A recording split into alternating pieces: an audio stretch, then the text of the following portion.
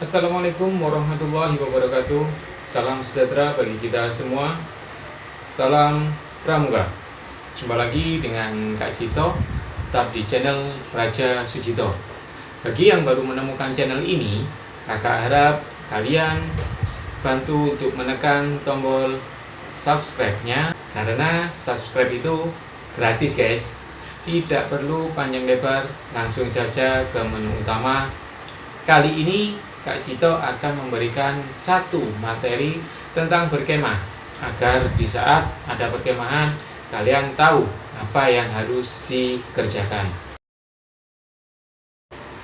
Teori berkemah oleh Kak Sujito. Berkemah adalah sebuah kegiatan rekreasi di luar ruangan. Kegiatan ini umumnya dilakukan untuk beristirahat dari ramainya perkotaan atau dari keramaian secara umum. Untuk menikmati keindahan alam, berkemah biasanya dilakukan dengan menginap di lokasi perkemahan dengan menggunakan tenda di bangunan primitif atau tanpa atap sama sekali.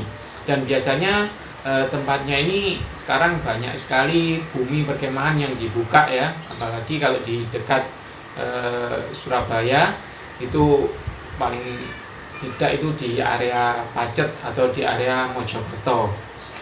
Oke, kemah itu adalah kata benda, adalah tempat tinggal darurat, biasanya berupa tenda yang ujungnya hampir menyentuh tanah, dibuat dari kain terpal dan sebagainya. Berkemah sebagai aktivitas rekreasi mulai populer pada awal abad ke-20. Kegiatan ini juga umumnya disertai dengan kegiatan rekreasi luar ruangan lainnya, seperti mendaki gunung, berenang, memancing, dan bersepeda gunung, serta outbound. Tujuan berkemah. Selain sebagai kegiatan untuk rekreasi atau refreshing, berkemah juga mempunyai tujuan sebagai berikut. 1. Memberikan pengalaman adanya saling ketergantungan antara unsur-unsur alam dan kebutuhan untuk melestarikannya, menjaga lingkungan, dan mengembangkan sikap bertanggung jawab akan masa depan yang menghormati keseimbangan alam. Kedua, mengembangkan kemampuan diri mengatasi tantangan yang dihadapi, menyadari tidak ada sesuatu yang berlebih di dalam dirinya, menemukan kembali cara hidup yang menyenangkan dalam kesederhanaan. Ketiga, membina kerjasama dan persatuan dan persaudaraan. Macam berkemah. Ada beberapa macam perkemahan ditinjau dari beberapa hal. 1. Ditinjau dari lamanya waktu, yaitu A. Perkemahan satu hari, yang termasuk dalam perkemahan satu hari adalah pesta siaga. B. Perkemahan Sabtu malam minggu atau biasa disebut dengan persami. Dan C. Perkemahan lebih dari 3 hari, yang umumnya itu mulai hari Jumat, Sabtu, Minggu atau biasa disebut dengan perjusami, perkemahan Jumat, Sabtu, Minggu. Terus ada hal-hal yang atau di hari-hari yang lain boleh, itu tergantung dari kebijakan pembinanya masing-masing. Oke, yang kedua ditinjau dari tempat pelaksanaannya, yaitu A. Perkemahan menetap, dan B. Perkemahan safari berpindah-pindah. 3. Ditinjau dari tujuannya, yaitu A. Kemah bakti, seperti perkemahan wirakarya atau BW disebutnya ya. Jadi kalau kalian yang penggalang itu belum ada, ini nanti itu ke usia penegak ya. B. Kemah pelantikan, seperti perkemahan pelantikan tamu ambalan, pelantikan penggalang ramu, dan lain-lain. C. Kemah lomba, seperti lomba tingkat atau biasa disebut dengan LT, ya, baik itu tingkat ranting, tingkat cabang atau tingkat daerah. Yang D, kema rekreasi, dan E, kema jambore, seperti jambore ranting itu tingkat kecamatan, terus jambore cabang tingkat se-Surabaya, ya, terus ada jambore daerah itu tingkat Kuarda atau tingkat Jawa Timur, terus ada jambore nasional tingkat Kuarnas atau se-Indonesia, ya, dan F adalah kema riset atau penelitian. Yang keempat, ditinjau berdasarkan jumlah pesertanya, yaitu A, perkemahan satu regu atau sangga, ya. Yang B, perkemahan satu pasukan atau ambalan atau racana. Yang C, perkemahan tingkat ranting, tingkat cabang, tingkat daerah, dan tingkat nasional atau regional, itu dunia.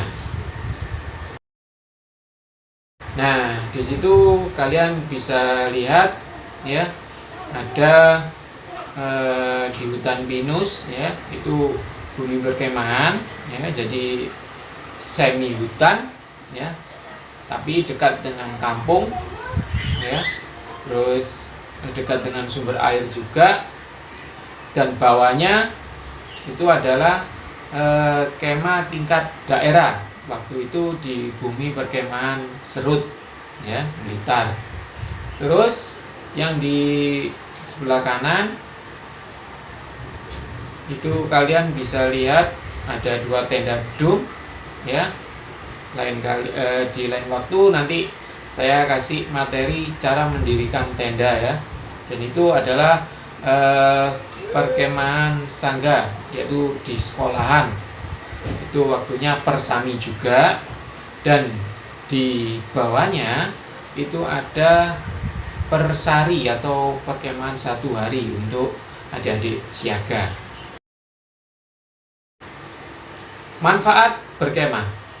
Manfaat berkemah yang akan kita peroleh dalam kegiatan di luar ruangan diantaranya sebagai berikut. 1.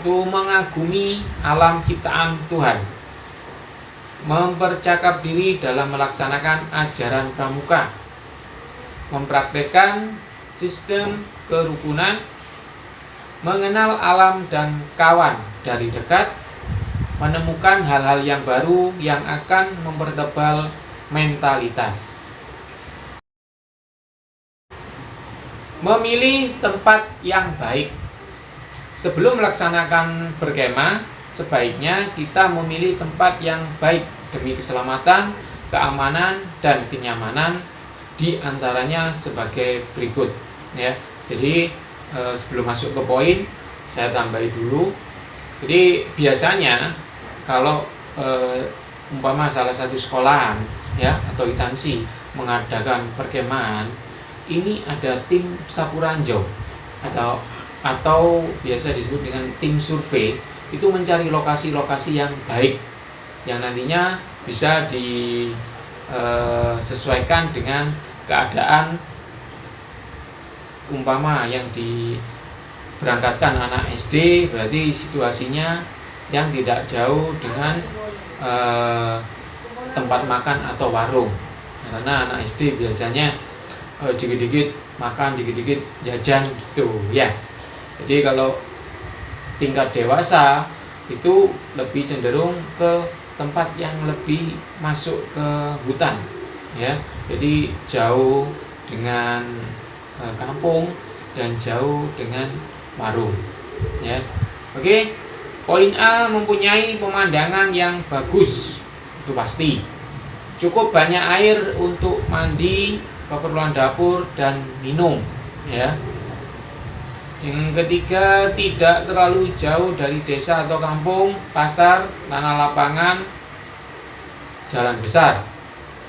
Terus lanjut, ada tempat yang teduh untuk masak dan banyak bahan bakar kayu, ya. Tempatnya harus tenang, aman dan tidak ada binatang buas. Jangan mendirikan tenda di bawah pohon yang lapuk dan di tepi tebing atau jurang. Nah, itu perlu diperhatikan di saat kamu nanti sudah datang di bumi perkemahan, ya. Jadi hal-hal yang seperti tadi perlu diperhatikan. Perlengkapan berkemah. Nah, perlengkapan berkemah ini ada dua. Jadi perlengkapan umum dan perlengkapan pribadi. Kita bahas perlengkapan umum dulu. Perlengkapan yang harus dipersiapkan sebelum berkemah adalah sebagai berikut: tali, tenda, tikar atau alas, tongkat atau tongkat dan pasak, ya. Terus tas obat-obatan, ya, ini obat-obatan umum. Terus kotak tempat jahitan, ini diperlukan apabila nanti ada tenda yang robek, jadi bisa langsung dijahit atau diperbaiki dan lain-lain. Kompas, kapak, senter atau bisa lilin, korek api, ya, pokoknya alat penerangan dan alat tulis. Terus perkakas masak, ada kompor lapangan, cooking shed, ya. Jadi cooking shed itu sekarang sudah ada di toko online atau enggak kita bisa sewa, atau kalau tidak sewa kita bisa bawa panci kecil yang ada tanggainya itu, ya, boleh. Kita kompornya pakai kompor spiritus, boleh, ya. Jadi kalau cooking set itu cukup satu tumpuk ini, situ udah ada wajan, ya. Jadi ada panci yang agak besaran, terus agak besar lagi, itu bisa dibuat masak. Terus ada, jadi cooking set itu ada ceret, panci dan wajan, ya. Terus lagi ember untuk ambil air. Jangan lupa membawa pisau, ya. Pisau ini bisa pisau kecil aja untuk memotong-motong bumbu dapur atau yang lainnya. Terus sabun, gula, teh atau kopi, beras, mie, kecap, mentega atau minyak, ya.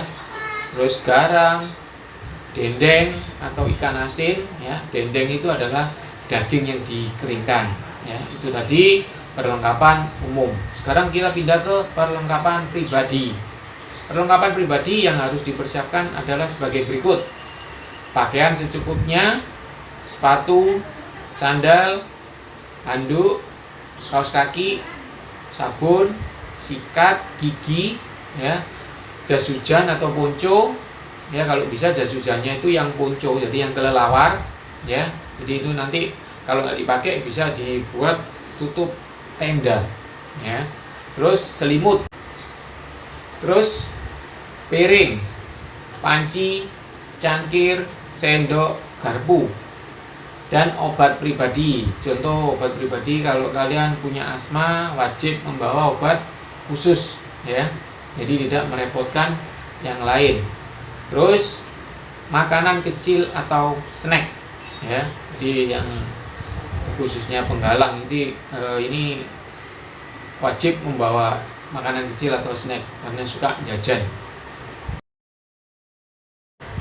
Nah, di situ kalian bisa lihat, ya, ada matras, ada tongkat, ya, itu untuk pendakian, ya. Terus ada nesting atau bisa cooking set tadi. Terus ada sleeping bag, ya, itu penggantinya selimut. Dan ada tenda dom. Terus ada bag cover. Terus ada kompor lapangan, ya, portable gas stove. Dan yang di samping kanan itu ada perlengkapan pribadi, itu bisa masuk semuanya di dalam tas, ya. Ada termos, teko, kompor lapangan, topi, gelas, ya semuanya ada di dalam tas itu nantinya. Hal yang perlu diperhatikan, ya, jadi hal-hal yang perlu diperhatikan sebelum berkemah antara lain, satu, kondisi badan harus prima, harus fit, ya. Kalau kalian sakit tidak boleh berangkat, ya. Terus surat izin orang tua itu wajib, karena nanti itu ditanyakan di pos masuknya. Terus surat keterangan perjalanan dari gudeg atau warcap. Lanjut, menjaga kode kehormatan gerakan pramuka. Nah, jadi kalau kalian sudah nanti di bumi perkemahan, ngomongnya harus dijaga, ya. Terus tingkah laku kita juga harus dijaga, karena nanti di sana kita berkumpul banyak orang, tidak dari satuan kita saja, tapi dari mana-mana itu kumpul di situ. Hal-hal yang perlu diperhatikan sewaktu tiba di perkemahan, ya. Ada beberapa hal yang perlu diperhatikan sewaktu tiba di perkemahan, di antaranya sebagai berikut. Lapor kepada loket atau pejabat wilayah setempat, bekerja menurut tugasnya masing-masing, mendirikan tenda, masak, dan lain-lain. Berkenalan dengan penduduk sekitar perkemahan, ya, beramah tamah, mengetahui adat istiadat setempat. Terus selalu memegang teguh disiplin, kerapian, dan sopan santun. Sebelum jam 4 petang harus sudah tiba di lokasi perkemahan. Jadi untuk registrasi ulang di pos masuk itu sebelum jam 4 petang wajib datang. Hal-hal lain yang perlu diperhatikan selama kegiatan perkemahan yaitu sebagai berikut. Melaksanakan acara-acara yang telah disusun sebelumnya oleh bidang kegiatan, antara lain pengetahuan alam, tumbuh-tumbuhan dan binatang, membuat peta, pembuatan alat yang ada. Jadi pengetahuan alam itu penting sekali.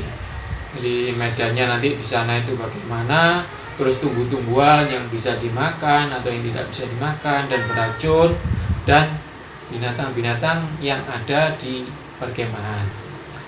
Terus yang membuat peta itu wajib, itu nantinya untuk semua peserta kemah, ya. Jadi nanti musola itu di sebelah sini, toilet itu di sebelah sini, di peta-petakan, ya, tidak amburadul. Pembuatan alat-alat yang ada itu seperti membuat penerangan atau obor, ya, api unggun dan lain-lain. Demikian adik-adik sedikit materi tentang berkemah. Semoga kalian paham dan bisa bermanfaat di saat kalian pergi berkemah nantinya, dan tahu apa yang harus dikerjakan.